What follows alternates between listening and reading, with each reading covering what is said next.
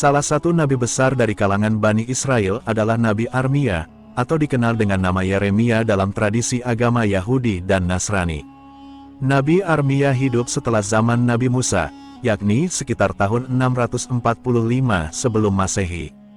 Di dalam kitab Kisah Para Nabi dan Rasul karya Ibnu Katsir, dikisahkan bahwa Nabi Armia dipilih oleh Allah untuk menyampaikan peringatan kepada Bani Israel akan kemurkaan dan hukuman Allah dikarenakan kerusakan yang mereka lakukan.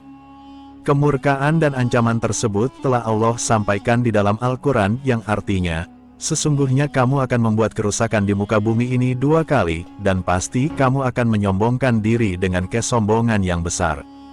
Maka apabila datang saat hukuman bagi kejahatan pertama dari kedua kejahatan itu, kami datangkan kepadamu hamba-hamba kami yang mempunyai kekuatan yang besar, lalu mereka merajalela di kampung-kampung, dan itulah ketetapan yang pasti terlaksana. Kemudian kami berikan kepadamu giliran untuk mengalahkan mereka kembali dan kami membantumu dengan harta kekayaan dan anak-anak, serta kami jadikan kamu kelompok yang lebih besar. Jika kamu berbuat baik, berarti kamu berbuat baik bagi dirimu sendiri, dan jika kamu berbuat jahat, maka kejahatan itu bagi dirimu sendiri. Dan apabila datang saat hukuman bagi kejahatan yang kedua, kami datangkan orang-orang lain untuk menyuramkan muka-muka kamu.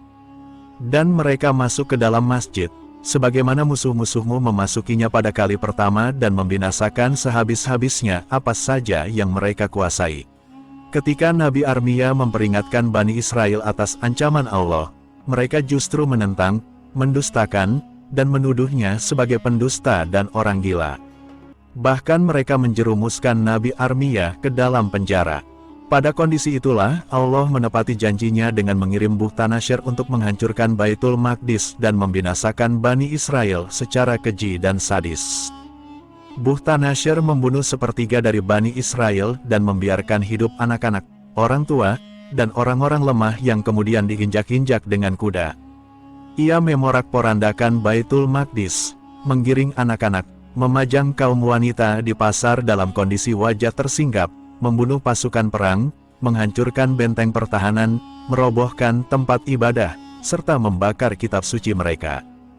Bukhtanasyer menawan 90.000 anak-anak Bani Israel dari suku Nabi Daud hingga anak-anak suku Nabi Yusuf. Setelah Bukhtanasyer membantai Bani Israel, maka dilaporkan kepadanya bahwa ada seseorang dalam penjara bernama Armia yang telah memperingatkan Bani Israel tentang pembantaian tersebut. Maka Bukhtanasyer pun memerintahkan pasukannya agar mengeluarkan Nabi Armia dari penjara. Ia kemudian bertanya, "Apakah kamu telah mengingatkan apa yang akan menimpa mereka?" Nabi Armia menjawab, "Ya, sudah kuduga," ujar Bukhtanasyer. Nabi Armia kemudian berkata, "Aku diutus kepada mereka, namun mereka mendustakanku." "Apakah mereka mendustakanmu, memukulmu, dan memenjarakanmu?" tanya Bukhtanasyer. Nabi Armia menjawab, "Ya." Bukhtanasyer berkata lagi, "Seburuk-buruk kaum adalah kaum yang mendustakan Nabi dan risalah Tuhan mereka. Apakah kamu mau bergabung denganku? Niscaya aku akan memuliakan dan menghiburmu. Atau jika kamu hendak tinggal di negerimu, maka aku akan memberikan jaminan kepadamu." Nabi Armia menjawab, "Aku senantiasa dalam jaminan perlindungan Allah sejak aku belum keluar dari penjara. Sekiranya Bani Israel tidak dikeluarkan dari negeri itu, niscaya mereka tidak akan pernah takut kepadamu atau selainmu.